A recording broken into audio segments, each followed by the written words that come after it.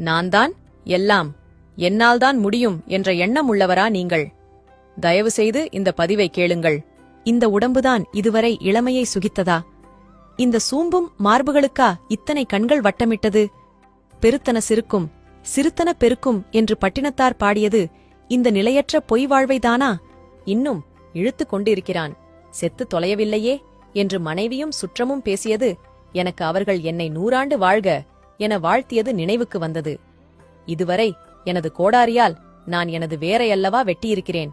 நான் விரும்பியவையெல்லாம் என்னை வெறுத்துக் கொண்டிருந்தது. இளமையாயிருக்கும் போதே முதுமையை பழகியிருக்க வேண்டும். அறுசுவை உணவை தேடி தேடி உண்ணும்போதே அது மலமாகும் என்று உணர்ந்திருந்தால் அடுத்தவர் உணவை நான் பறித்திருக்க மாட்டேன்.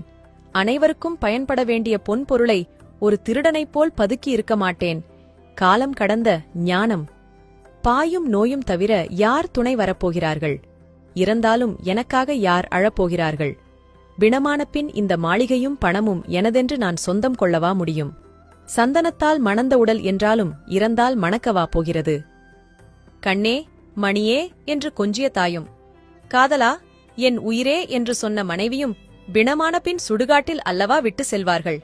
பிரியமாட்டேன் என்று சொன்னவர்கள் பிணம் என்று வீசி சென்ற பிறகு மண் என்னை பார்த்து, மகனே நான் இருக்கிறேன், என் மடியில் வந்து உறங்கு என்று என்னை மார்போடு தழுவிக்கொண்டது.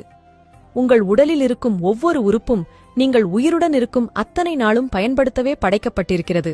அதனால் வயதானால் அந்த நோய் வரும், வயதானால் இந்த நோய் வரும் என்று சொன்னால் தயவு செய்து நம்பாதீர்கள். உங்கள் கூடவே வாழும் மிருகங்களைப் பாருங்கள். மரணம் வரும் வரை தன் வேலைகளை தானே செய்து கொள்கிறது. எந்த பறவைகளும் தனக்கு வயதாகிவிட்டது என்று தன் குஞ்சிடம் சாப்பாடு கேட்பதில்லை. எந்த மாடும் படுத்துக்கொண்டு தன் கன்றிடம் தண்ணீரோ உணவோ கேட்பதில்லை. எந்த பூனையோ நாயோ படுத்த படுக்கையாக இருந்து கொண்டும் மலம் கழிப்பதில்லை. மரணமடையும் நாள் வரை ஆரோக்கியமாக சுயமாக தன் வேலைகள் அனைத்தையும் செய்கின்றன. மனிதர்கள் மட்டும்தான் வயதானால் நோய் வரும், இயலாமை வரும் என்று நம்பி அடுத்தவர்களை எதிர்பார்த்து வாழ ஆரம்பிக்கிறார்கள்.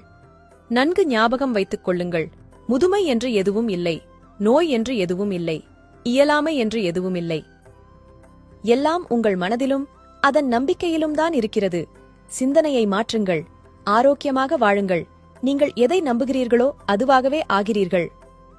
நான் நான் நான் நான் சம்பாதித்தேன், நான் காப்பாற்றினேன், நான் தான் வீடு கட்டினேன், நான் தான் உதவி செய்தேன், நான் உதவி செய்யலனா அவர் என்ன ஆகிறது? நான் பெரியவன், நான் தான் வேலை வாங்கிக் கொடுத்தேன், நான் நான் நான் நான் என்று மார்தட்டிக் கொள்ளும் மனிதர்களே, நான் தான் என் இதயத்தை இயக்குகிறேன் என்று உங்களால் சொல்ல முடியுமா? நான் தான் என் மூளையை இயக்குகிறேன் என்று உங்களால் சொல்ல முடியுமா? நான் தான் என் 2 கிட்னியையும் இயக்குகிறேன் என்று உங்களால் சொல்ல முடியுமா? நான் தான் என் வயிற்றில் சாப்பிட்ட உணவிலிருந்து சத்துக்களை தனியாக பிரித்து இரத்தத்தில் கலக்குகிறேன் என்று உங்களால் சொல்ல முடியுமா? நான் தான் பூக்களை மலர வைக்கிறேன் என்று உங்களால் சொல்ல முடியுமா? இவைகள் அனைத்தையும் எவன் செய்கிறானோ இயக்குகிறானோ அவன் ஒருவனுக்கே நான் என்று சொல்வதற்கு அதிகாரமும் உரிமையும் உண்டு. ஆகையால் நான் என்ற அகந்தையை விட்டு அனைவரிடமும் அன்பாக இருங்கள். உனக்கு மேலே உள்ளவனை பார்த்து ஏங்காதே. தாழ்வு மனப்பான்மை வரும். உனக்கு கீழே உள்ளவனை ஏளனமாய் பார்க்காதே. தலைக்கணம் வரும். உன்னை யாரோடும் ஒப்பிடாமல் நீ நீயாக இரு. தன்னம்பிக்கை வரும். இதுபோல பயனுள்ள பதிவுகளுக்கு ஜே ஹெல்த் பக்கத்தை ஃபாலோ செய்யுங்கள். நன்றி.